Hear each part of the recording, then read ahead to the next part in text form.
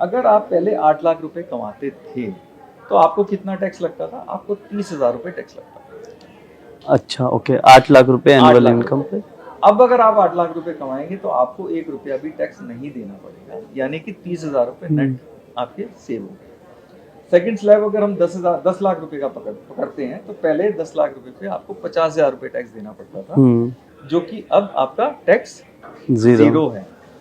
Similarly 12 lakh रुपए पे आपको 80,000 रुपए टैक्स देना पड़ता था, जो टैक्स अभी जीरो है। तो आप इसी तरह से 15 लाख की इनकम है तो 1,40,000 रुपए टैक्स था, अब आपका 1,05,000 रुपए टैक्स है।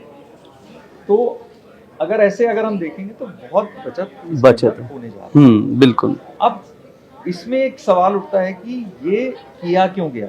हाँ, मिडिल क्लास को क्यों लेके आए? मिडिल क्लास इस समय बहुत बड़ी जरूरत था इकोनॉमी के बूस्ट के लिए। इसमें एक आपने सुना होगा एक डिस्पोजेबल इनकम होती है। मैं डिस्पोजेबल इनकम आपको बताना चाहूंगा कि डिस्पोजेबल इनकम होती क्या है। जब आपकी इनकम होती है उसके आप टैक्स पे कर देते हैं, अपने मिनिमम जो बेसिक एक्सपेंडिचर्स हैं वो कर देते हैं, उसके बाद जो पैसा बचता है उसको डिस्पोजेबल इनकम कहते हैं। उस डिस्पोजेबल इनकम को you are free to invest, you are free to spend. आप कहीं भी खर्च कर सकते हैं, कहीं भी इन्वेस्ट कर सकते हैं। अगर आप इन्वेस्ट करेंगे तो बैंकों में पैसा आएगा, बैंकों में पैसा आएगा तो लो कॉस्ट डिपॉजिट बैंक में बढ़ेंगे, तो यानी कि उसका इम्पैक्ट होम लोन के इंटरेस्ट पे भी आएगा। अगर आप उसको स्पेंड करते हैं तो आप स्पेंड टूरिज्म पे करेंगे तो टूरिज्म को बढ़ावा मिलेगा। आप कोई परचेजिंग करेंगे तो इसका मतलब टेक्सटाइल, अगर कपड़े परिधान खरीदने जाते हैं तो आपको उसमें फायदा मिलेगा। तो नेट ऑन नेट ये इकोनॉमी को बूस्ट करने के लिए, जीडीपी को बढ़ाने के लिए ये पूरा ये उठाया।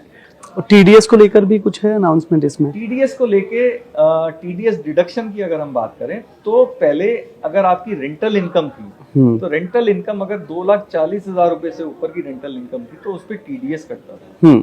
उसको बढ़ा दिया गया। अच्छा, उसको बढ़ा के अब करीब 7 लाख रुपए कर दिया गया। अगर आपका 7 लाख रुपए तक का रेट है तो आपके ऊपर कोई टीडीएस नहीं कटेगा। इसी तरह से जो मैक्सिमम रेट था, स्पेसिफाइड पर्सन या बहुत सारी चीजें आई थी, अब उन्होंने ये कह दिया कि जो हायर रेट है वो सिर्फ उसी केस में लगेगा जिसके पास पैन नहीं है, अदरवाइज बाकी सब केसेस में आपका लगेगा। और एमएसएमई को लेकर? एमएसएमई में इन्होंने सबसे बड़ी चीज क्या करी है कि एमएसएमई सेक्टर को भी बूस्ट करने की बात चल रही थी। अगर हम स्लैब की बात करें तो स्लैब की बात में जो बूस्ट मिला है वो मिला है आपको मेजरली सैलरी क्लास लोगों के लिए।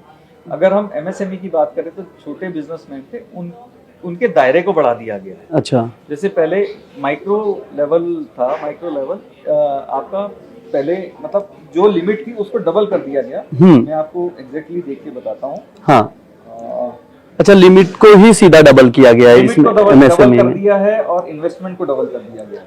इसका फायदा तो अगर एमएसएमई जितना ज्यादा ग्रोथ करे उसको जॉब ग्रोथ को भी फायदा है काफी ज्यादा। हाँ, मैं बता देता हूँ। हाँ, पहले 5 करोड़ पे माइक्रो एंटिटीज होती थी, जिसको बढ़ा के 10 करोड़ टर्नओवर कर दिया गया है। जो स्मॉल थे पहले 50 करोड़ तक की टर्नओवर वाले स्मॉल कहलाते थे, अब 100 करोड़ तक की टर्नओवर वाले स्मॉल हो गए हैं। अच्छा। मीडियम पहले 250 करोड़ तक की टर्नओवर वाले थे, जिसको बढ़ा के 500 करोड़ कर दिया गया। आप समझो एमएसएमई का क्राइटेरिया जो 500 करोड़ तक की टर्नओवर कर रहा है उसको एमएसएमई में इन्होंने इंक्लूड कर दिया। सेकंड है इन्वेस्टमेंट लिमिट को भी करीब 2.5 गुना बढ़ा दिया गया है।